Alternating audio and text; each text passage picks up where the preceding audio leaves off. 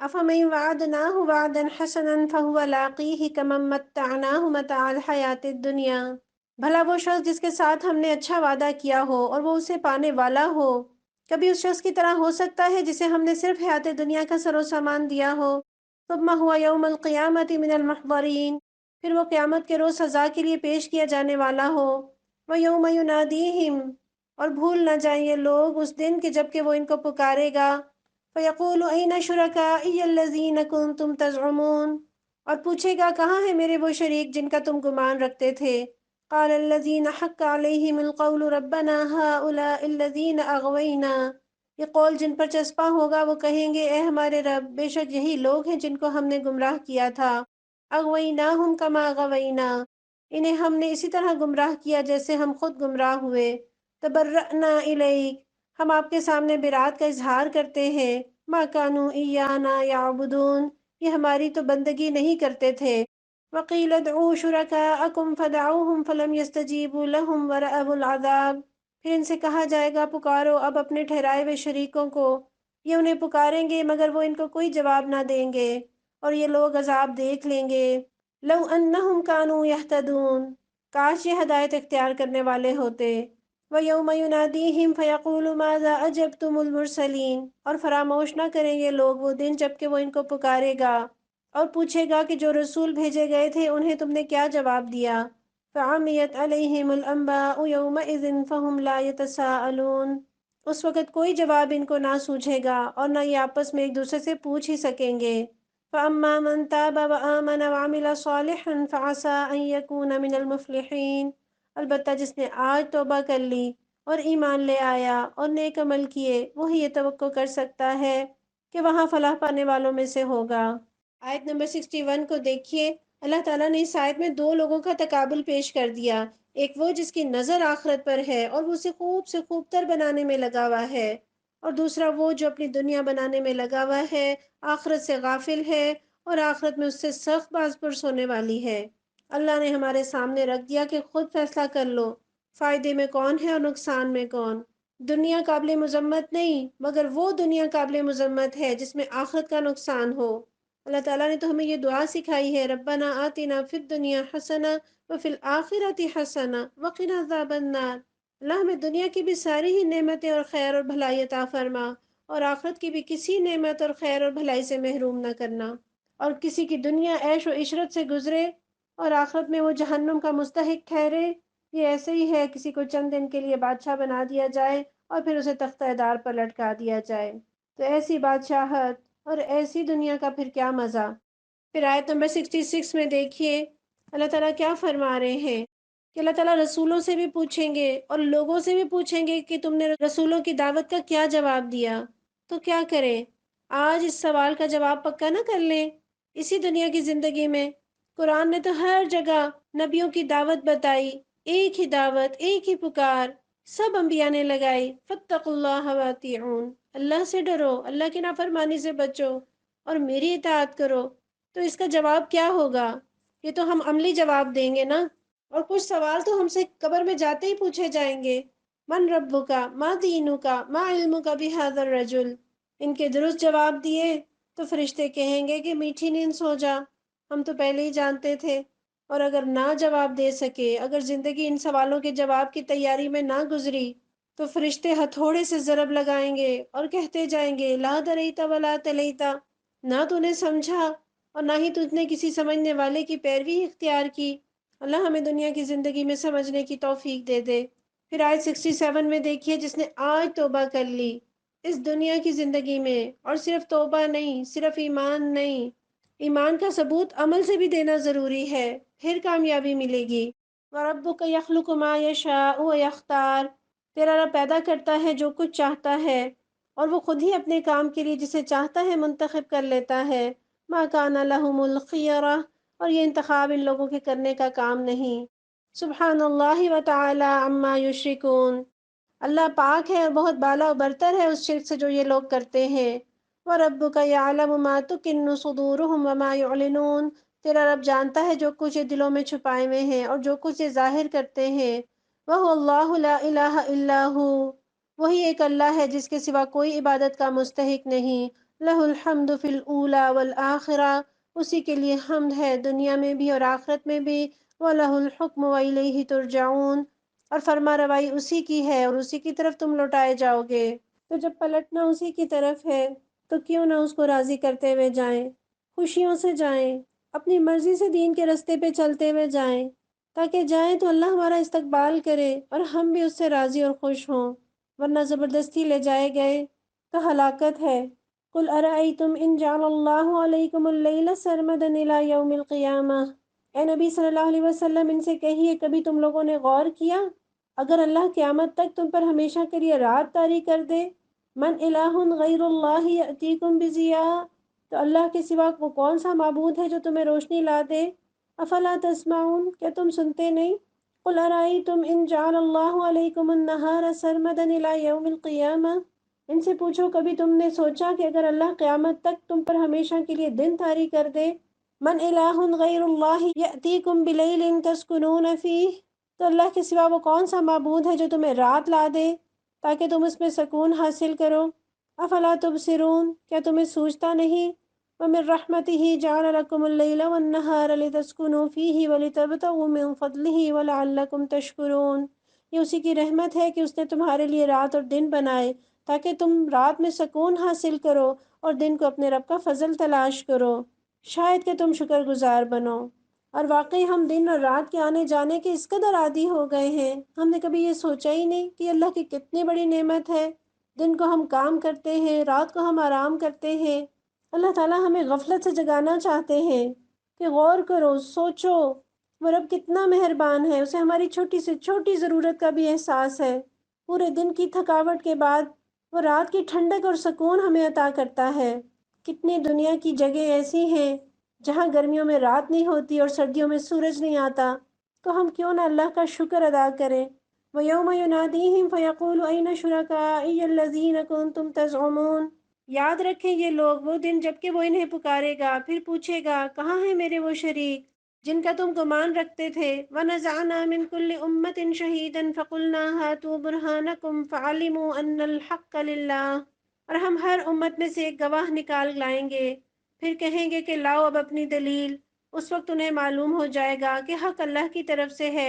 وَضَلَّ عَنْهُمْ مَا كَانُوا يَفْتَرُونَ، اور گم ہو جائیں گے ان کے وہ سارے جھوٹ جو انہوں نے گھڑ رکھے تھے۔ یعنی اللہ دلیل مانگیں گے، لاؤ کوئی دلیل جس کی بنا پر تمہیں معاف کیا جا سکے، یا اپنے شرک پر ہی کوئی دلیل دے دو، اپنی گمراہی پر کوئی دلیل دے دو۔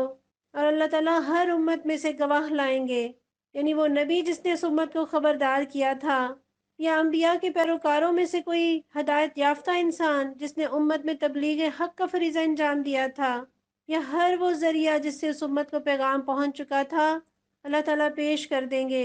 اللہ تعالیٰ فرما رہے ان کے سارے جھوٹ گم ہو جائیں گے، سچ ہمیشہ قائم رہتا ہے اور جھوٹ گم جایا کرتا ہے۔ ان قارون کان من قوم موسیٰ فبغى علیہم، یہ ایک واقعہ ہے کہ قارون موسیٰ علیہ السلام کی قوم کا ایک شخص تھا، پھر وہ اپنی قوم کے خلاف سرکش ہو گیا۔ وآتیناہ من الکنوز ما ان مفاتحہ لتنوء بالعصبۃ اولي القوہ، اور ہم نے اس کو اتنے خزانے دے رکھے تھے کہ ان کی کنجیاں طاقتور آدمیوں کی ایک جماعت مشکل سے اٹھا سکتی تھی۔ اذ قال له قومه لا تفرح ان اللہ لا يحب الفرحین، ایک دفعہ جب اس کی قوم کے لوگوں نے اس سے کہا پھول نہ جا، اللہ پھولنے والوں کو پسند نہیں کرتا۔ قارون اس دور کا مسلمان تھا اور مالک بن دینار رحمۃ اللہ علیہ کے نزدیک وہ موسیٰ علیہ السلام کا چچا زاد بھائی بھی تھا، لیکن کفر میں اتنا آگے بڑھ گیا کہ فرعون کے بعد مخالفت کا سب سے بڑا سرغنہ بنا۔ دولت شہرت کی خاطر ہر دور میں ایمان بیچا جاتا رہا ہے، اور اللہ نے اس کو اتنے خزانے دے رکھے تھے کہ اسرائیلی روایات میں آتا ہے کہ 300 خچر اس کی چابیوں کو اٹھانے کے لیے درکار ہوتے تھے۔ اس دور میں بینک تو ہوتے نہیں تھے، زمین دوز خزانے بنائے جاتے، پھر ان کے پھاٹک رکھے جاتے، انہیں بند کرنے کے لیے بڑے بڑے کنڈے ہوتے اور اس کے لیے بڑی بڑی کنجیاں۔ تو جب بھی وہ خزانے میں سے کچھ نکالنا ہو، رکھنا ہو، تو طاقتور آدمیوں کی جماعت چاہیے ہوتی، اور بس انسان کی فطرت ہے کہ جب اسے مال و دولت ملتی ہے تو اپنے آپ کو کوئی بالا تر مخلوق سمجھنے لگتا ہے۔ مال کا ہونا برا نہیں، مال پر اترانا برا ہے۔ مال کمانا بھی جائز، پہننا بھی جائز، گھر بنانا بھی جائز، خوب کمائیں، حلال کمائیں، یہ عبادت ہے، وابتغ فيما آتاك الله الدار الآخرة ولا تنس نصيبك من الدنيا، اور جو مال اللہ نے تجھے دیا ہے اس سے آخرت کا گھر بنانے کی فکر کر، اور دنیا میں سے بھی اپنا حصہ فراموش نہ کر۔ وَأَحْسِن كَمَا أَحْسَنَ اللَّهُ إِلَيْكَ، احسان کر جس طرح اللہ نے تیرے ساتھ احسان کیا ہے۔ وَلَا تَبْغِ الْفَسَادَ فِي الْأَرْضِ، اور زمین میں فساد برپا کرنے کی کوشش نہ کر۔ إِنَّ اللَّهَ لَا يُحِبُّ الْمُفْسِدِينَ، اللہ مفسدوں کو پسند نہیں کرتا۔ یہاں اللہ تعالیٰ ہمیں کیا سکھا رہے ہیں کہ جو مال اللہ نے دیا ہے اس سے آخرت کا گھر بنانا ہے۔ اللہ نے ہم سے دنیا نہیں چھینی، اللہ ترک دنیا کا حکم نہیں دیتے، غر کی دنیا سے منع کرتے ہیں، خوشحالی کا صبر سکھاتے ہیں، خوشحالی میں آپے سے باہر نہ ہو جائیں اور صرف دنیا ہی میں غرق نہ ہو کر رہ جائیں۔ اور تنگی کے صبر کی نسبت خوشحالی کا صبر زیادہ مشکل ہوتا ہے۔ اور یہاں دنیا میں اپنا حصہ فراموش نہ کر، یعنی بخیلی اور کنجوسی نہ کر۔ اور بعض مفسرین اس سے مراد یہ لیتے ہیں کہ دنیا میں آدمی کے حصے سے مراد اس کا کفن ہے، کیونکہ اس کے سوا وہ کوئی چیز یہاں سے نہیں لے کر جاتا۔ اور کسی چیز میں آدمی کا حصہ وہ ہوتا ہے جو اس کے ساتھ رہے، نہ کہ وہ جو اس سے جدا ہو جائے۔ وہ ساتھ رہنے والی چیز کیا ہے؟ کفن، یا وہ مال جو اللہ کی راہ میں دے دیا۔ گویا اس آیت کی بہترین تفسیر یہ حدیث ہے جو پیارے نبی صلی اللہ علیہ وسلم فرماتے ہیں۔ مفہوم ہے اس حدیث کا کہ بندہ کہتا ہے میرا مال میرا مال، حالانکہ اس کے مال میں اس کی صرف تین چیزیں ہیں جو اس نے کھایا اور فنا کر دیا، پہنا اور بوسیدہ کر دیا، یہ اللہ کی راہ میں دیا اور ذخیرہ کر لیا۔ تو انسان چاہے ڈھیروں مال کیوں نہ جمع کر لے، اس کا اپنا وہی ہے جو اس نے دنیا میں اپنی ضروریات پر صرف کر لیا یا اللہ کی راہ میں دے کر اپنی آخرت کے لیے ثواب جمع کر لیا۔ باقی مال تو وہ دوسروں کے لیے چھوڑ کر جانے والا ہے۔ اور حقیقت تو یہ ہے کہ انسان کی وراثت میں اس کی اپنی فیملی میں سے وہ فرد کہ جس کو اس کی وراثت میں سے کچھ بھی نہیں ملنا، وہ کون ہے؟ وہ ہم خود ہیں۔ ہم اپنی وراثت میں سے خود کچھ نہیں پاتے، سب کچھ چھوڑ کر جانے والے ہیں۔ تو کیا کریں؟ اللہ نے نسخہ بتا دیا کہ احسان کر۔ حضرت عبد الرحمن بن عوف رضی اللہ عنہ بہت بڑے تاجر تھے، بہت مالدار تھے، مٹی میں بھی ہاتھ ڈالتے تو سونا ہو جاتی۔ ایک مرتبہ ان کے 700 اونٹ غلے کے لدے ہوئے مدینہ میں داخل ہوئے، اور مدینہ ان اونٹوں کے آنے کی وجہ سے دھپ دھپ کرنے لگا، گونج اٹھا۔ اور حضرت عبد الرحمن بن عوف نے وہ سارے کے سارے اونٹ خیرات کر دیے۔ ایک مرتبہ اپنا نصف مال اللہ کی راہ میں خیرات کیا۔ 500 گھوڑے ایک مرتبہ فی سبیل اللہ جہاد میں سوار ہونے کے لیے دیے، 500 اونٹ پھر اللہ کی راہ میں دیے، ایک دن میں 30 غلام آزاد کر دیے۔ اتنا اللہ کی راہ میں دیا، پھر بھی مال کم نہیں ہوا۔ جب اس دنیا سے رخصت ہوئے تو اتنا سونا تھا کہ کلہاڑیوں سے کاٹا گیا۔ اللہ کی راہ میں دینے سے مال کم نہیں ہوتا۔ اور آپ صلی اللہ علیہ وسلم نے فرمایا ہر امت کے لیے فتنہ ہے، اور میری امت کا فتنہ مال و دولت ہے۔ اللہ کے نبی صلی اللہ علیہ وسلم نے اس نفس سے اللہ کی پناہ مانگی جو کبھی سیر نہ ہو۔ یہی عبد الرحمن بن عوف جنہوں نے تجارت میں بڑا نفع پایا، ایک مرتبہ حضرت ام سلمہ رضی اللہ عنہا کے پاس آئے اور فرمایا اے اماں، میں ڈرتا ہوں کہیں مجھے میرے مال کی زیادتی ہلاک نہ کر دے۔ حضرت ام سلمہ رضی اللہ عنہا نے فرمایا بیٹا اس کو اللہ کی راہ میں خرچ کر، یہ وہ نسخہ ہے جو دنیا میں بھی مال کو بڑھائے گا اور آخرت میں بھی اجر کا باعث بنے گا۔ قال انما اوتیتہ علی علم عندی، اس نے کہا یہ سب کچھ تو مجھے اس علم کی بنا پر دیا گیا ہے جو مجھے حاصل ہے۔ اولم یعلم ان اللہ قد اہلک من قبلہ من القرون من هو اشد منہ قوة واکثر جمعا، کیا اس کو یہ علم نہ تھا کہ اللہ اس سے پہلے بہت سے ایسے لوگوں کو ہلاک کر چکا ہے جو اس سے زیادہ قوت اور جمعیت رکھتے تھے؟ ولا يسأل عن ذنوبهم المجرمون، اور مجرموں سے تو ان کے گناہ نہیں پوچھے جاتے۔ قارون کا یہ جملہ آپ نے بھی بہت کثرت سے سنا ہوگا۔ بہت سے لوگ یہ بات کہتے ہیں کہ جو کچھ بھی میرے پاس ہے میری قابلیت، میری صلاحیت، میری محنت کا نتیجہ ہے۔ حالانکہ قابلیت کس نے دی؟ صلاحیتیں کس نے دی؟ محنت کرنے کی توفیق کس نے دی؟ مواقع کس نے دیے؟ اللہ نے دیے۔ اور قابلیت کی بنا پر ہمیشہ نہیں ملا کرتا۔ ہم دیکھتے ہیں بہت سے ڈگریوں والے جاب لیس ہیں، بڑے بڑے قابل لوگ رل رہے ہیں، اور کم علم والے مال و دولت کی ریل پیل میں ہوتے ہیں۔ اور دولت تو ڈھلتی چھاؤں ہے، جیسے آتی ہے ویسے جا بھی سکتی ہے، مگر جب دولت انسان کے پاس آتی ہے تو اس کی نظر کمزور ہو جاتی ہے، اس کی آنکھوں پر پردہ پڑ جاتا ہے، اسے اپنا آپ دکھتا ہے، بس اسے ارد گرد دوسرے محتاج لوگ دکھائی نہیں دیتے۔ اسے اپنی ان نعمتوں کے پیچھے رب کی قدرتیں دکھائی نہیں دیتی۔ اور پھر اللہ بتا رہے ہیں کہ ہم نے تو بہت سارے لوگوں کو ہلاک کر دیا جو بڑے مال دولت والے تھے، بڑے رئیس تھے، اور مجرموں سے گناہ نہیں پوچھے جاتے۔ کیوں؟ اس لیے کہ ریکارڈ اللہ کے پاس موجود ہے، اللہ کو پوچھنے کی ضرورت نہیں۔ یا اللہ قیامت کے دن ان سے گناہوں کا عذر نہیں پوچھیں گے کہ کیوں کیا تھا۔ اور مجرم تو ہمیشہ دعویٰ کرتے ہیں کہ ہم بہت اچھے ہیں۔ کوئی مجرم اپنے آپ کو مجرم نہیں سمجھتا، وہ سمجھتا ہے کہ میں تو بڑا ٹھیک جا رہا ہوں۔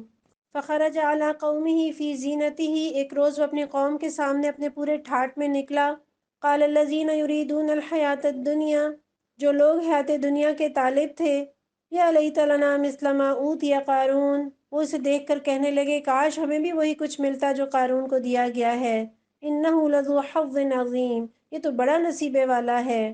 وقال الذین اوتوا العلم ویلکم ثواب اللہ خیر لمن آمن وعمل صالحا، مگر جو لوگ علم رکھنے والے تھے وہ کہنے لگے افسوس تمہارے حال پر، اللہ کا ثواب بہتر ہے اس شخص کے لیے جو ایمان لائے اور نیک عمل کرے۔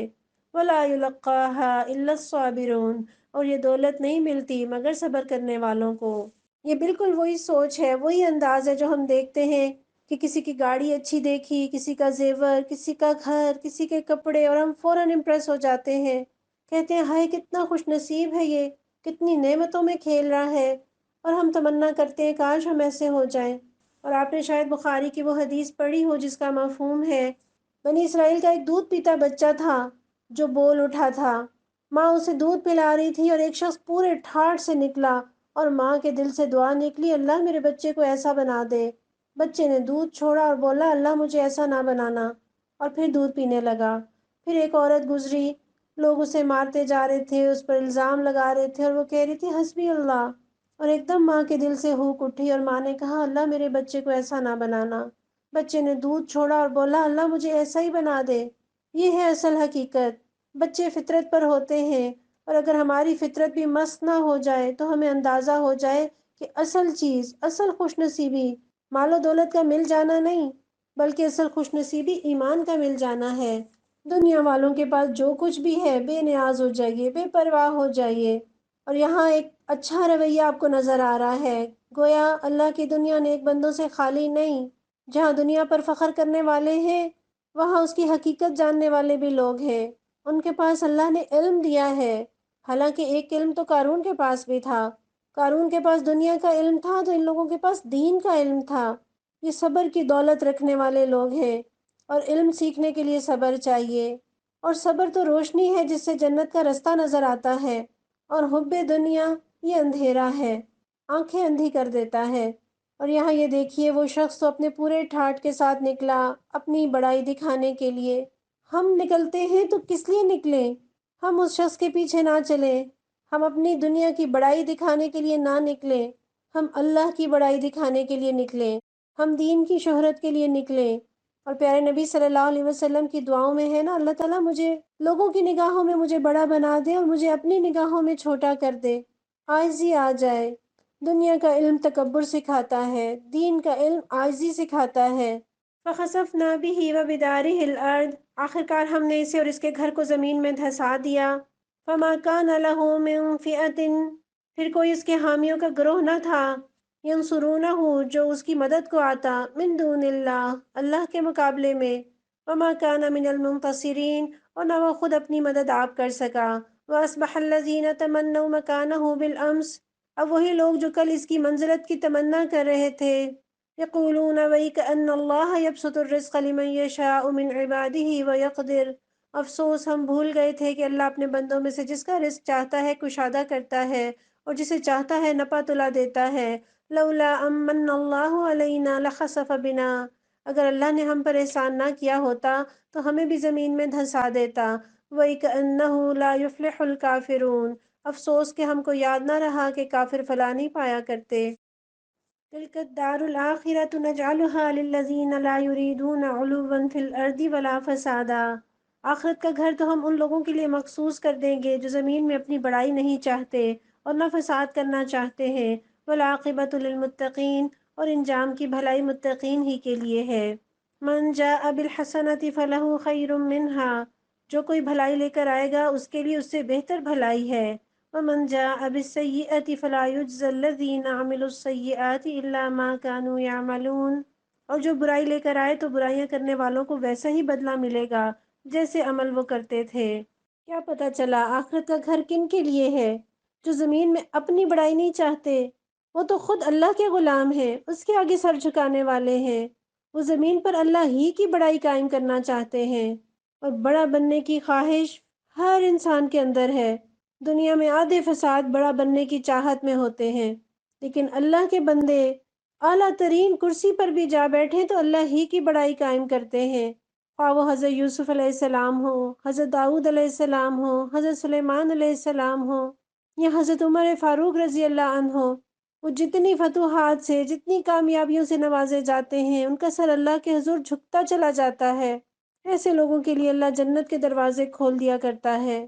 ہاں، دنیا میں اچھا کھانا، اچھا پہننا منع نہیں۔ پیارے نبی فرماتے ہیں جس شخص کے دل میں ذرہ برابر بھی تکبر ہوا تو جنت میں نہیں جائے گا۔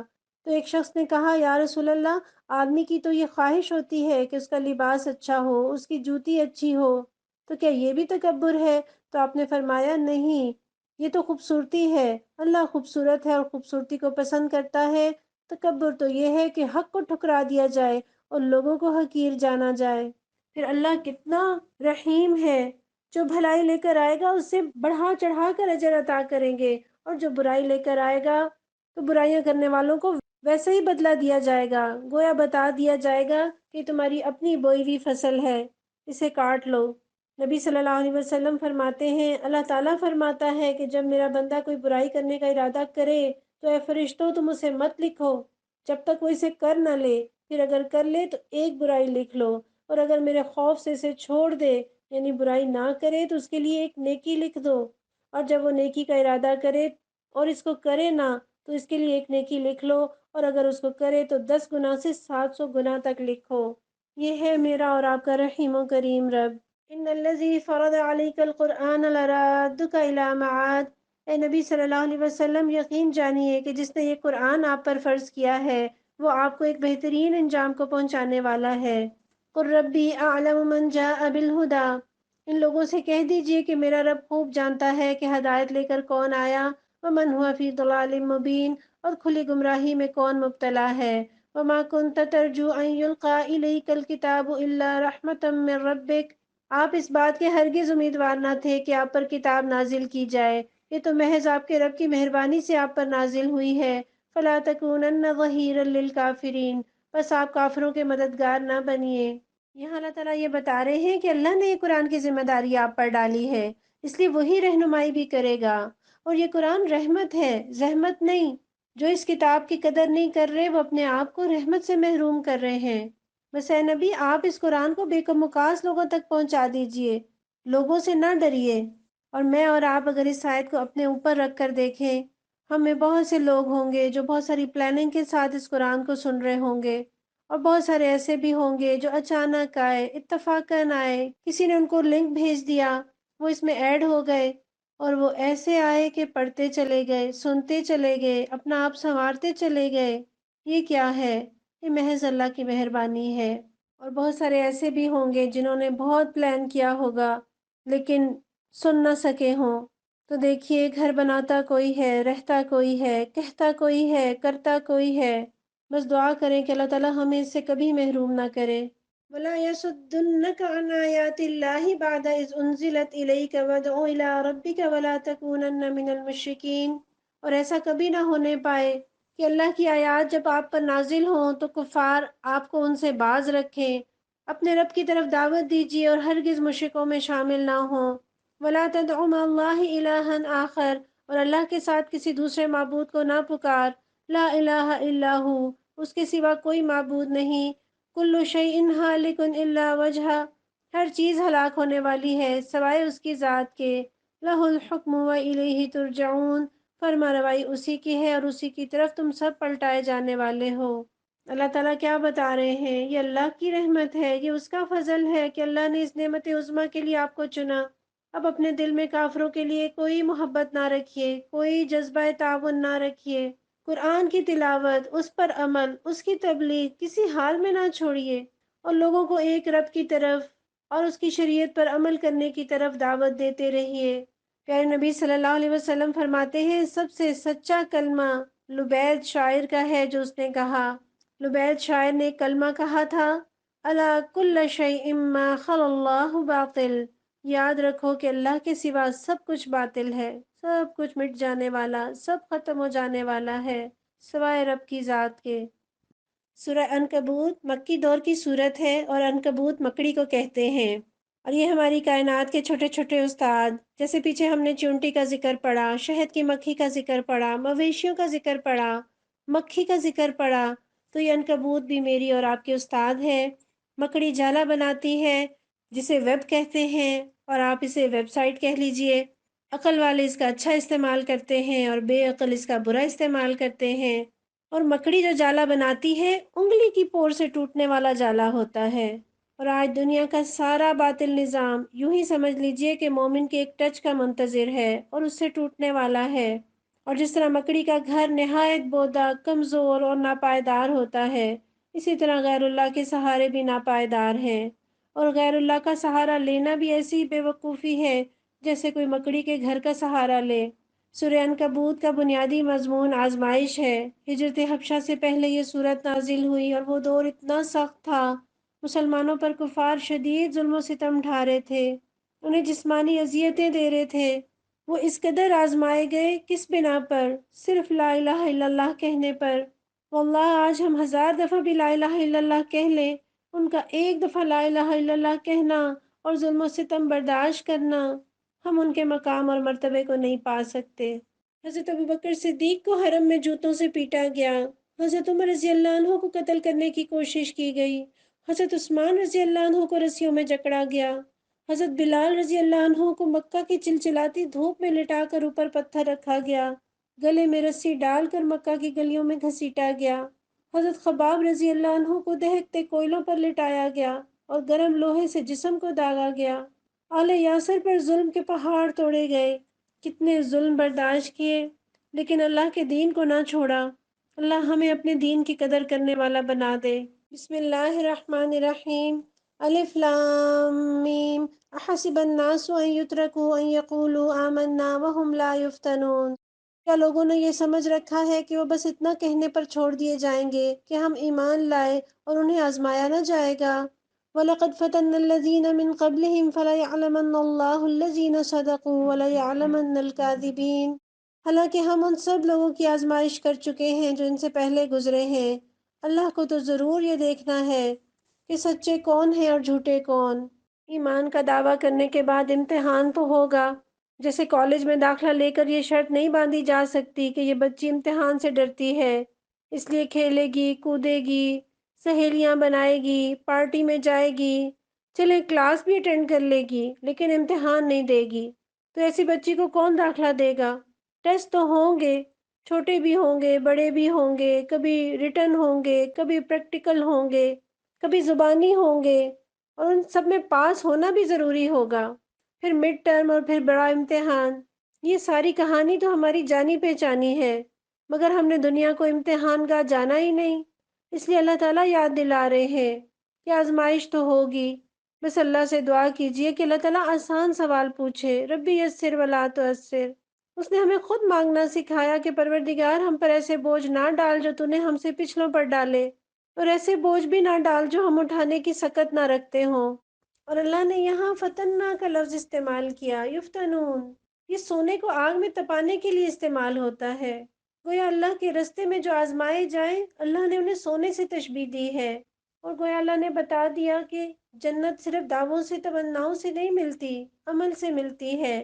حضرت سعد رضی اللہ عنہ فرماتے ہیں میں نے عرض کیا یا رسول اللہ سب سے زیادہ آزمائش کس کی ہوتی ہے؟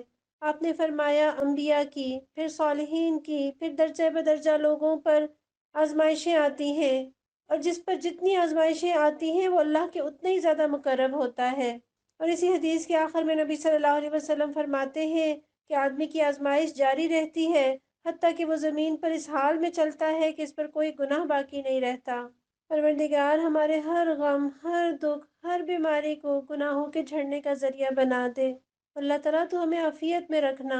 ام حسب الذین یعملون السیئات ان یسبقونا، اور کیا وہ لوگ جو بری حرکتیں کر رہے ہیں یہ سمجھے بیٹھے ہیں کہ وہ ہم سے بازی لے جائیں گے؟ ساء ما یحکمون، بڑا غلط حکم ہے جو وہ لگا رہے ہیں۔ مراد کیا ہے کہ بڑا غلط اندازہ ہے جو وہ لگا رہے ہیں۔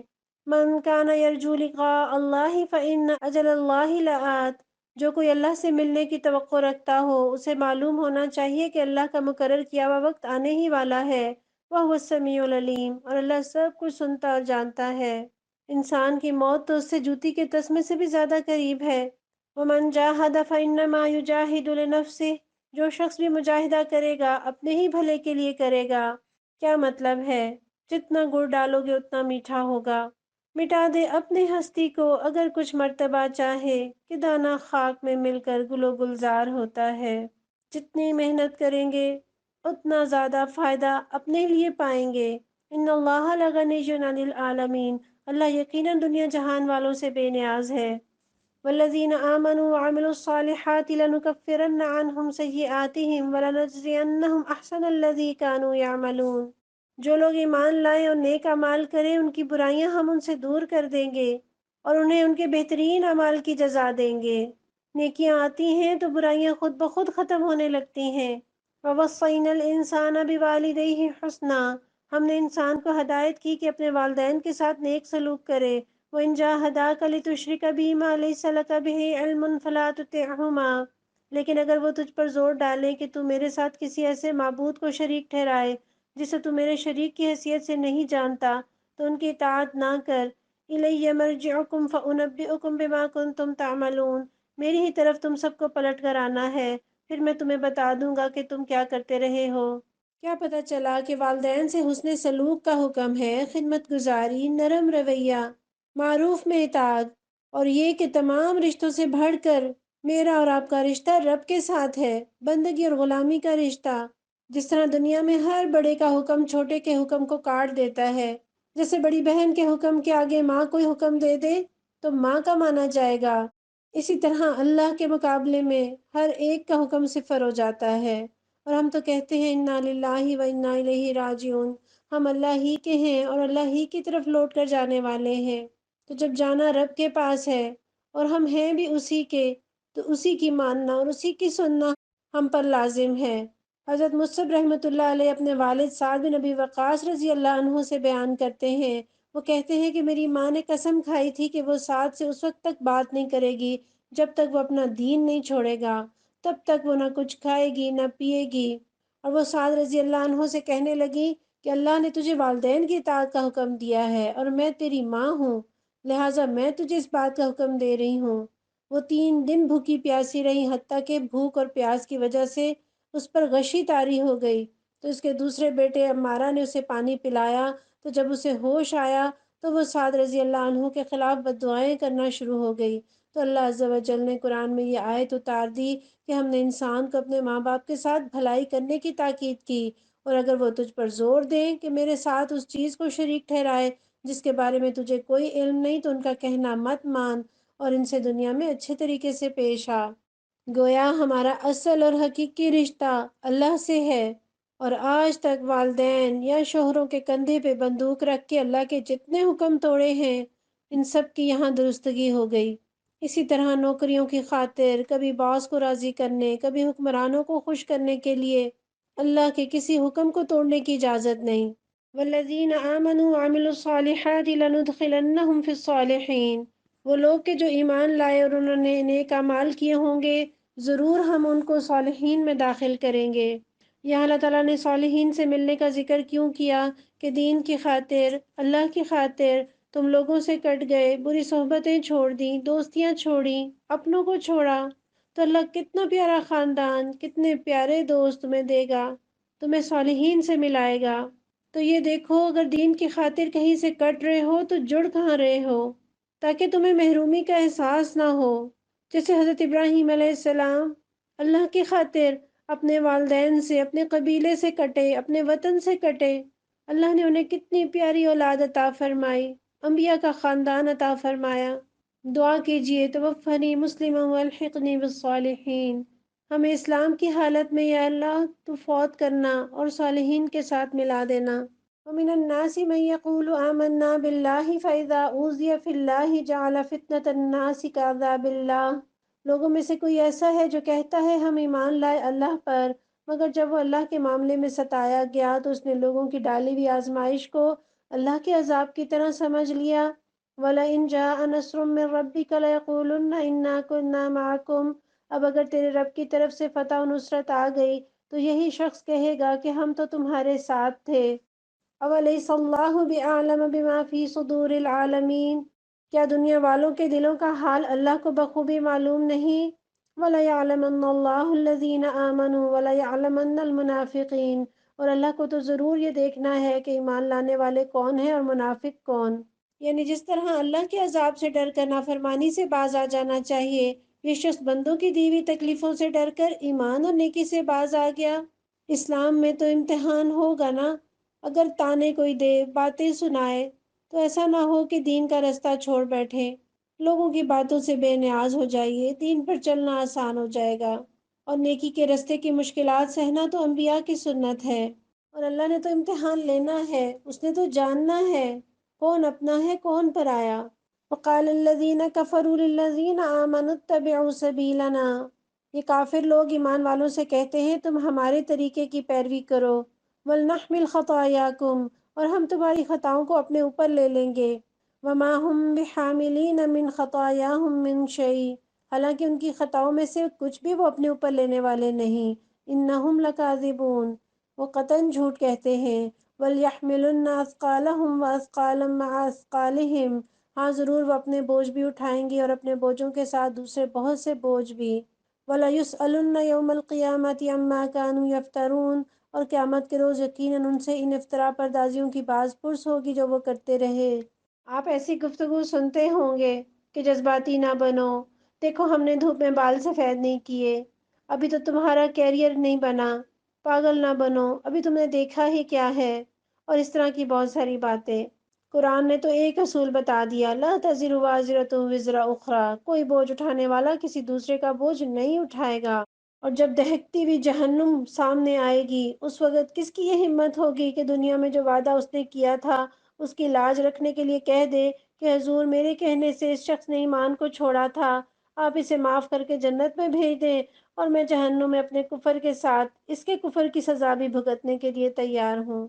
حضرت عمر رضی اللہ عنہ کے بارے میں آتا ہے کہ جب وہ ایمان لائے تو ابو سفیان اور حرب بن امیہ نے بھی ان سے مل کر یہی کہا تھا، سارا عذاب ثواب ہماری گردن پر، بس تم ہمارے کہنے پر اس نئے دین کو چھوڑ دو۔ تو کبھی کسی کے کہنے پر دین کو نہ چھوڑیے، یہ نہ سمجھیے کہ وہ آپ کے حصے کا عذاب بھگتے گا۔ وَلَقَدْ أَرْسَلْنَا نُوحًا إِلَىٰ قَوْمِهِ فَلَبِثَ فِيهِمْ أَلْفَ سَنَةٍ إِلَّا 50 عَامًا۔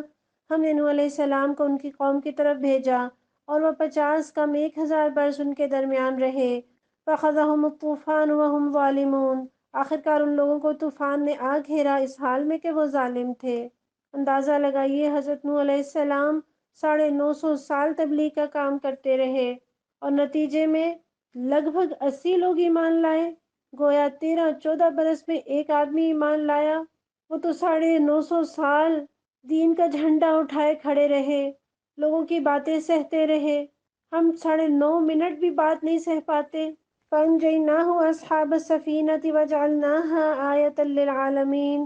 ہم نے ان کو اور کشتی والوں کو بچا لیا اور اسے دنیا والوں کے لیے ایک نشان عبرت بنا کر رکھ دیا۔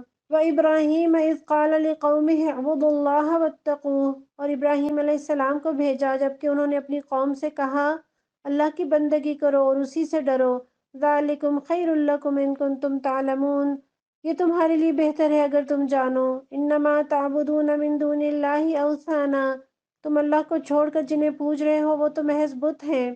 وتخلقون افکا، اور تم محض جھوٹ گھڑ رہے ہو۔ ان الذین تعبدون من دون اللہ، در حقیقت اللہ کے سوا جن کی پرستش تم کرتے ہو، لا یملکون لکم رزقا فابتغوا عند اللہ الرزق واعبدوہ واشکروا لہ۔ وہ تمہیں کوئی رزق بھی دینے کا اختیار نہیں رکھتے، اللہ سے رزق مانگو اور اسی کی بندگی کرو اور اس کا شکر ادا کرو۔ آئیے اللہ کا شکر ادا کرتے ہیں، کہیے الحمدللہ۔ الیہ ترجعون، اسی کی طرف تم پلٹائے جانے والے ہو۔ وَإِن تُكَذِّبُوا فَقَدْ كَذَّبَ أُمَمٌ مِّن قَبْلِكُمْ۔ اگر تم جھٹلاتے ہو تو تم سے پہلے بہت سی قومیں جھٹلا چکی ہیں۔ وما علی الرسول الا البلاغ المبین، اور رسول پر صاف صاف پیغام پہنچا دینے کے سوا کوئی ذمہ داری نہیں۔ اولم یروا کیف یبدئ اللہ الخلق ثم یعیدہ، کیا ان لوگوں نے کبھی دیکھا نہیں کہ اللہ کس طرح خلق کی ابتدا کرتا ہے پھر اس کا اعادہ کرتا ہے؟ ان ذالک علی اللہ یسیر، یقیناً یہ اعادہ تو اللہ کے لیے آسان تر ہے۔ قل سیروا فی الارض فانظروا کیف بدأ الخلق ثم اللہ ینشئ النشأۃ الآخرہ، ان سے کہیے کہ زمین میں چلو پھرو اور دیکھو کہ اس نے کس طرح خلق کی ابتدا کی ہے، پھر اللہ بار دیگر بھی زندگی بخشے گا۔ ان اللہ علی کل شیء قدیر، یقیناً اللہ ہر چیز پر قادر ہے۔ یعذب من یشاء ویرحم من یشاء، جسے چاہے سزا دے اور جس پر چاہے رحم فرمائے۔ وإلیہ تقبلون، اسی کی طرف تم پھیرے جانے والے ہو۔ وما انتم بمعجزین فی الارض، تم نہ زمین میں عاجز کرنے والے ہو، ولا فی السماء، اور نہ آسمان میں۔ وما لکم من دون اللہ من ولی ولا نصیر، اور اللہ سے بچانے والا کوئی سرپرست اور مددگار تمہارے لیے نہیں ہے۔ والذین کفروا بآیات اللہ ولقائہ اولئک یئسوا من رحمتی واولئک لهم عذاب علیم، جن لوگوں نے اللہ کی آیات کا اور اس سے ملاقات کا انکار کیا وہ میری رحمت سے مایوس ہو چکے ہیں۔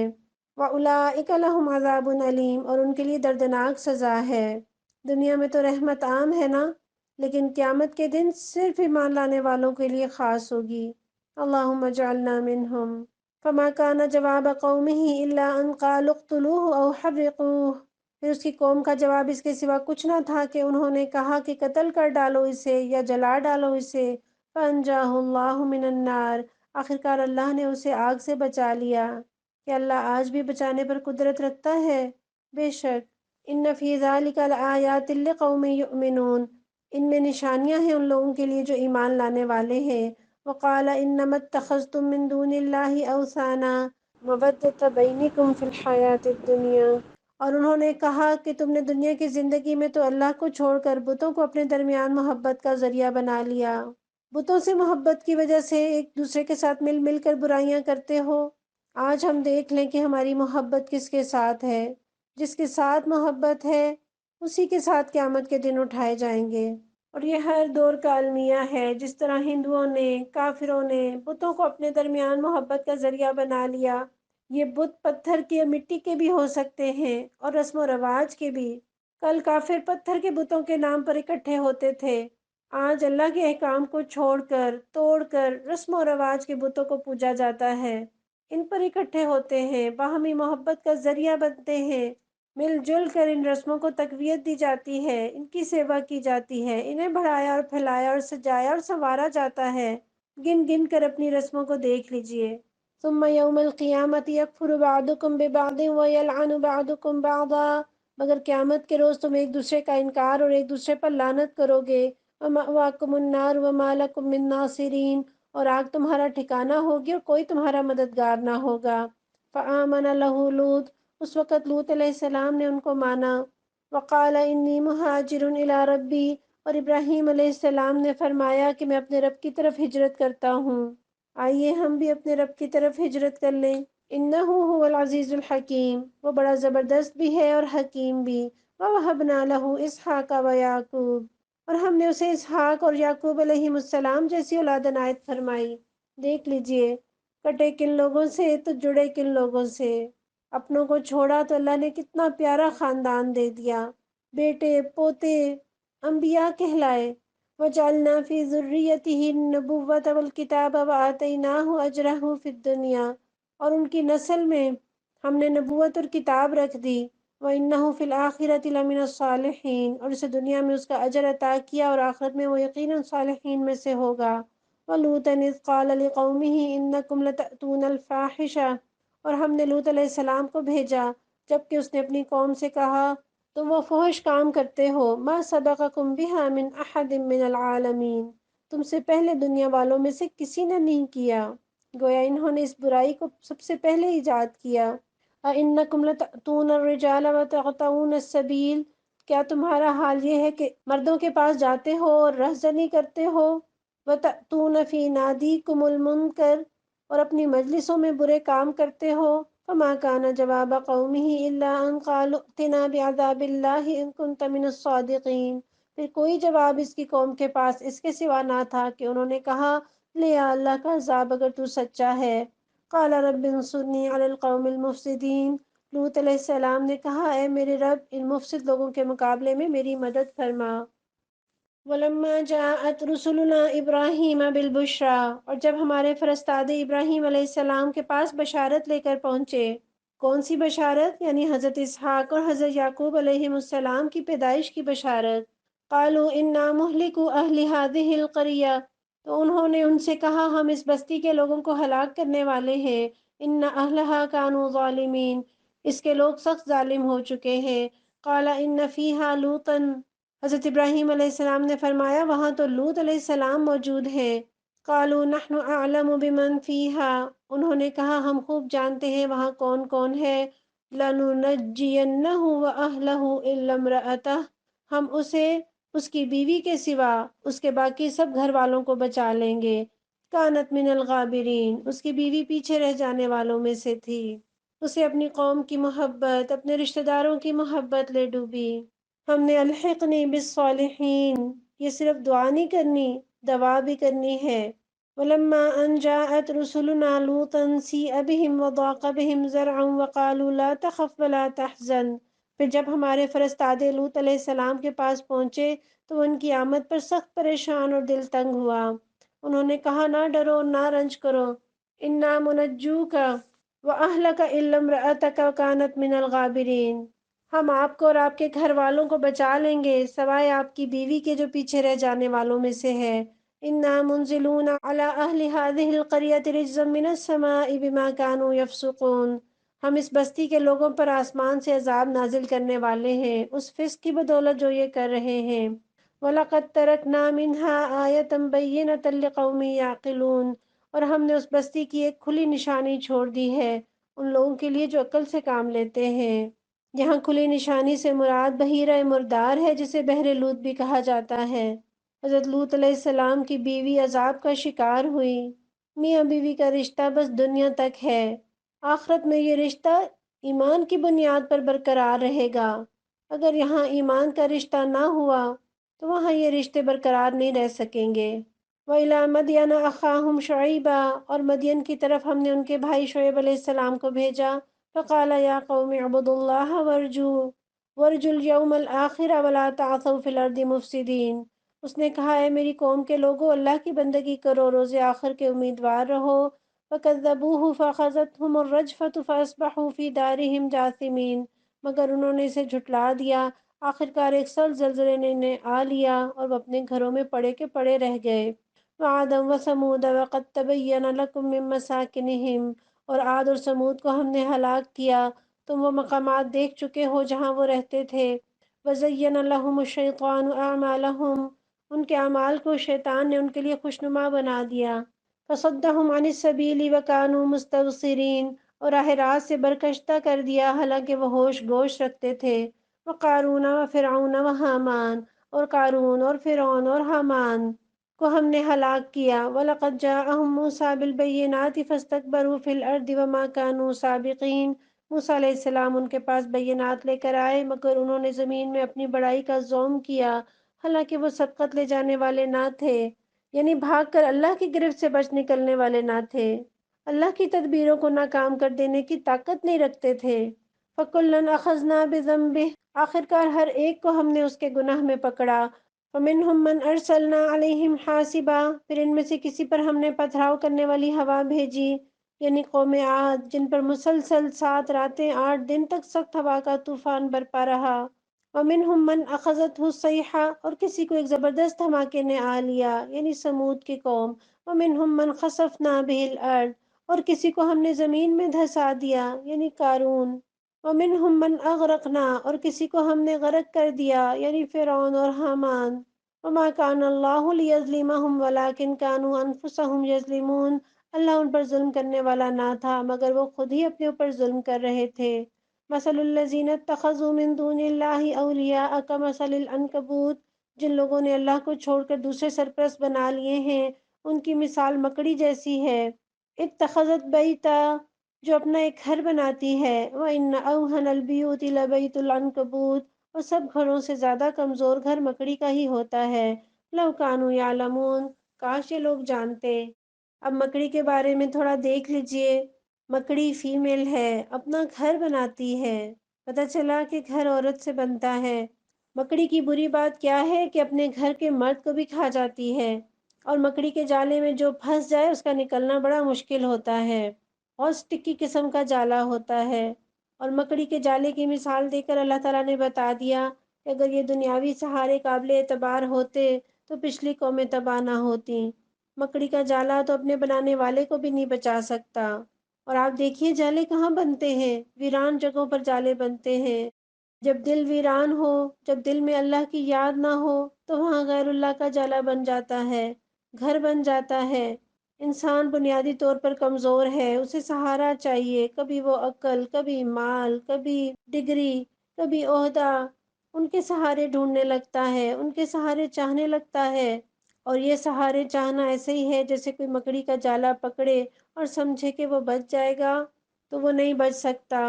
سہارا صرف اور صرف اللہ کا ہے، باقی سب سہارے ساتھ چھوڑنے والے ہیں۔ ان اللہ یعلم ما یدعون من دونہ من شیء، یہ لوگ اللہ کو چھوڑ کر جس چیز کو بھی پکارتے ہیں اللہ اسے خوب جانتا ہے۔ وہو العزیز الحکیم، اور وہی زبردست اور حکیم ہے۔ وتلک الامثال نضربها للناس، یہ مثالیں ہم لوگوں کی فہمائش کے لیے دیتے ہیں۔ وما یعقلها الا العالمون، مگر ان کو وہی لوگ سمجھتے ہیں جو علم رکھنے والے ہیں۔ خلق اللہ السماوات والارض بالحق، اللہ نے آسمان اور زمین کو برحق پیدا کیا۔ ان فی ذلک لآیۃ للمؤمنین، در حقیقت اس میں ایک نشانی ہے اہل ایمان کے لیے۔ اللہ کرے کہ یہ نشانیاں ہمارے ایمان میں اضافے کا باعث بن جائیں۔ الحمدللہ، یہاں ہمارا 20واں پارہ مکمل ہوا۔